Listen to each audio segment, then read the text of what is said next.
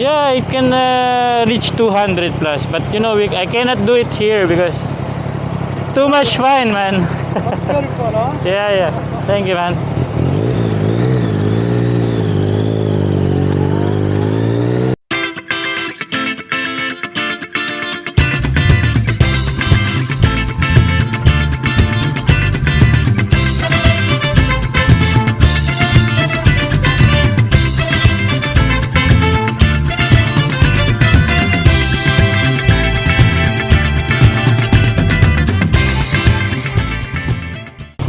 Alright guys, pasukan na naman guys, pasok na tayo guys ha. Ano oras na ba?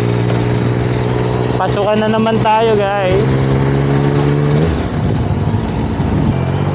Let's go. Ay, inaabot.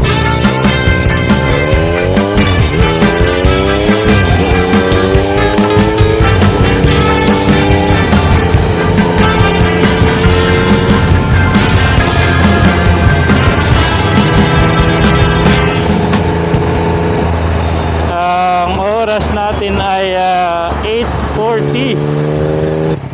Pero maano ngayon ha, tawag dito, may sandstorm, parang maraming ano yan, maraming buhangin. Malikabok na araw na naman natin guys. Medyo mainit ngayon ha,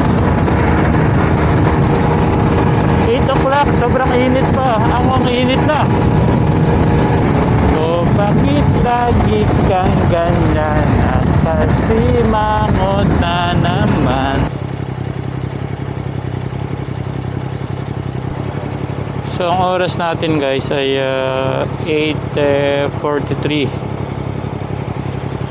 So 8:43, ang pasok natin ay 9:15. So maaga pa ng konti kasi ang opisina naman natin, ang office naman natin parang 10 minutes lang away.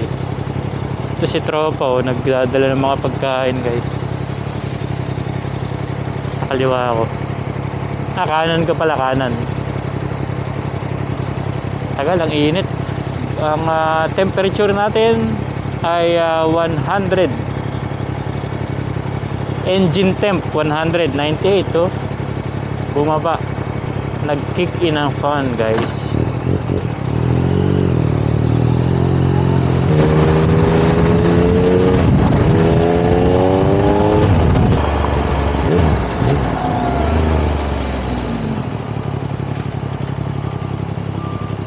Kahit hanggang magdamagan. By the way guys, Tuesday na pala ngayon. At syempre kahapon ay Monday. Alam mo ang bukas, alam mo ang kasunod, Wednesday. Yeah. Madali lang. Ibig ko sabihin Tuesday na, natapos na naman yung Monday, mamaya weekend na naman. Napakabilis ng araw dito guys. Hindi mo namamalayan. Ano na naman, weekend. Mamaya Pasko na naman yan. Tapos bagong taon na naman. Ganun lang naman ang buhay. Wala na tayong basta mabuhay na lang tayo, ayos na yan. Wala na tayong kung ano-ano pa. I-enjoy lang natin ang buhay guys. Kasi once na matapos na yan, wala hindi mo na may enjoy, di ba? Yun lang naman masasabi ko. Yun lang masasabi ko sa atin. I-enjoy natin yung buhay. Anong ano naman, kung meron tayong konting kung meron kang konting kakulangan sa buhay, walang problema na. Hindi naman lahat ng tao kompleto, di ba? Napakabilis ko dito guys.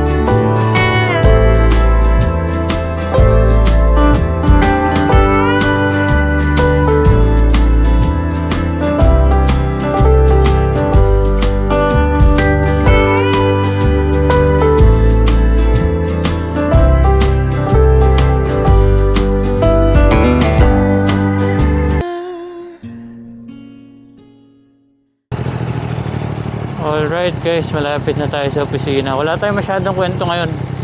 Nahantok pa eh. Nahantok pa, wala pa makwento. Ito kwento natin. Alam mo ba ano to? Viva Grocery. So, yung mga tao dito guys, hindi naman sa tamad. Pero dito kasi ang business na ino-offer nila ay yung convenience. So, ang mga tindahan, kahit maliit na tindahan, nagde-deliver sila. Halimbawa, meron kang tindahan sa labas ng building mo, sa labas ng tinitiran mo, kahit maliit lang, sari-sari store, parang ganon. Eh, ang gagawin nila, maliliit sila tindahan. Kung nasa labas ng bahay mo sila, magde-deliver sila. Ita-text mo lang, oh, deliver ako isang sibuyas. Deliver ako isang patatas. Dadali nila yon. Kasi yun yung nila yun yung style nila dito. So ikaw, hindi ka nabababa. Ito-text mo na lang. Kahit konti lang yung binibili mo. Minsan nga, mahihiya ka eh. Kasi parang ang bibilin mo lang isang piraso.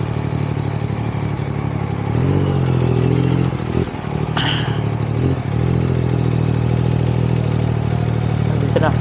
Yun lang, ganun. Pagkain, ganun din. Lahat ng pagkain ng lahat ng kainan dito nagde-deliver sila.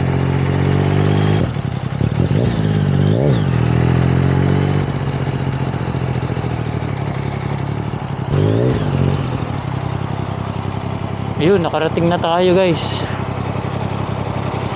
Mga random stories tayo. Random short stories. What the fudge? Ow! Nakarating na din tayo guys. Ngayon, ang gagawin ko naman, tatanggalin na natin itong helmet nito. Nagabal ito guys. Tanggalin natin itong helmet. At akit na tayo guys. Grabe, napakainit sa Japan. Sobrang init sa Japan guys. Ngayon ay maabot ng ilang degree ba ang siguro more than 50 guys. More than 50. Imagine mo, umaga pa lang, gabi, ang init na. Hindi natatanggal yung init na yon guys. So mamaya na.